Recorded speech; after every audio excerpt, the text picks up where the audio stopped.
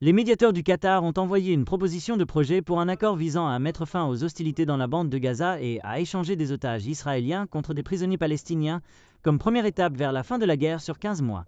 Les combats se déroulent entre Israël et le Hamas, le groupe palestinien désigné comme organisation terroriste par les États-Unis et l'Union européenne. Une semaine avant que le président élu des États-Unis, Donald Trump, ne prenne ses fonctions du président Joe Biden, des responsables ont déclaré qu'un progrès avait été réalisé dans les négociations à Doha et qu'un accord pourrait être proche.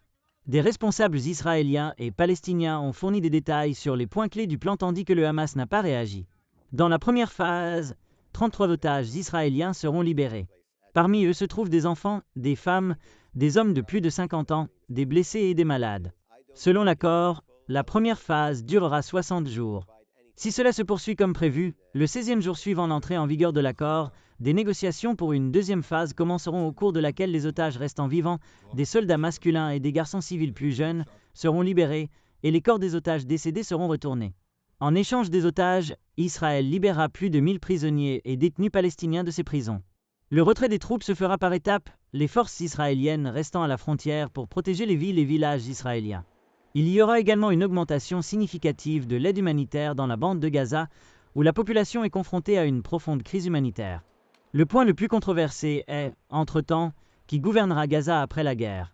Israël a déclaré qu'il ne mettrait pas fin à la guerre en laissant le Hamas au pouvoir.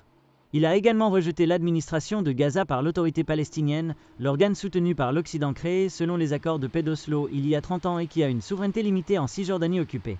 Il a également déclaré, depuis le début de la campagne militaire à Gaza, qu'il maintiendrait le contrôle de la sécurité sur l'enclave une fois les combats terminés. La communauté internationale a déclaré que Gaza devait être gouvernée par des Palestiniens, mais les efforts pour trouver des alternatives parmi les principales factions de la société civile ou les chefs de clan ont été largement fructueux.